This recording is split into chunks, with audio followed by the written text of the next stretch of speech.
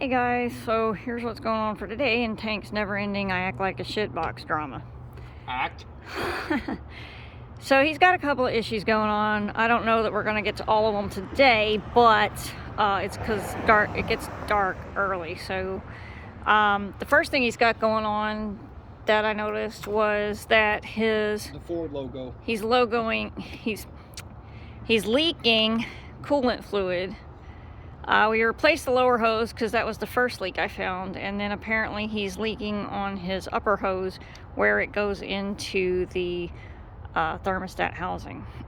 So bought new clamps for that because, as you can see here, Ford likes to use those plastic clamps, which are a pain because they do break easily and they're just overcomplicated getting on and off. Well, they're a pain in the balls to use.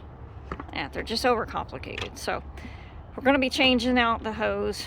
I bought extra fluid to replace what we're going to lose doing it. It probably won't be as much as the lower hose because gravity. So we're going to take that off, replace whatever we lose in fluid, put the new hose on, and that'll be fixed. Hopefully. New clamps, new hose, should be good.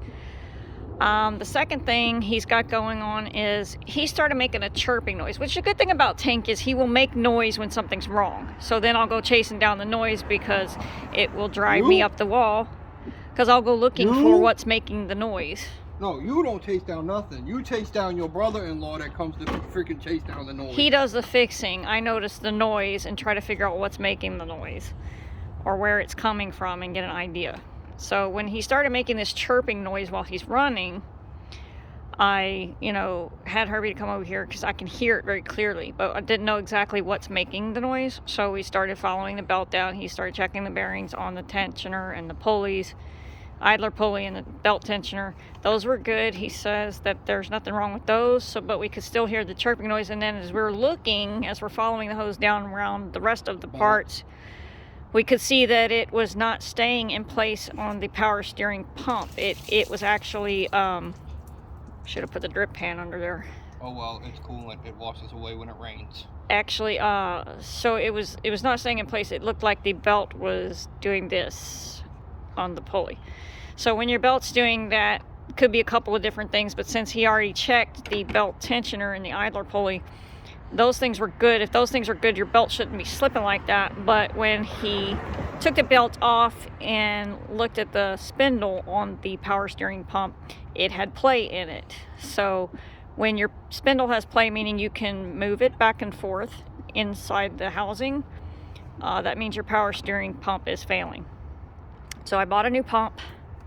My power steering system actually runs off of transmission fluid rather than power steering fluid because it goes down into the steering gearbox, because I have drag link steering, not rack and pinion steering, so the steering gearbox is lubricated with transmission fluid.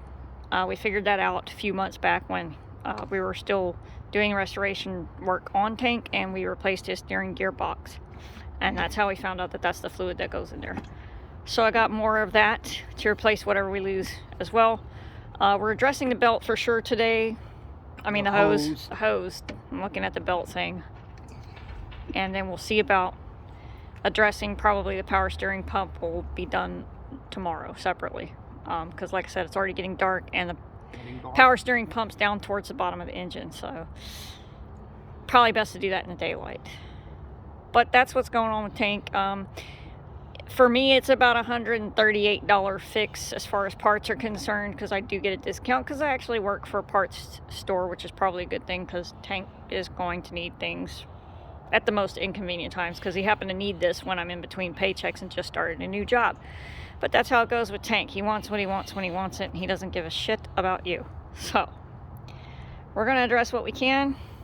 Hopefully, everything will be good. And Could have named him Janice.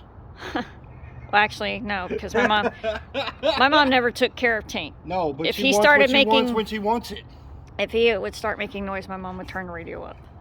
So, anyhow, that's where we're at right now. This is not really a how-to video, so I'm not going to film the whole thing, but you can see what he's doing. He's just removing the hose right now on the bottom part. Attempting.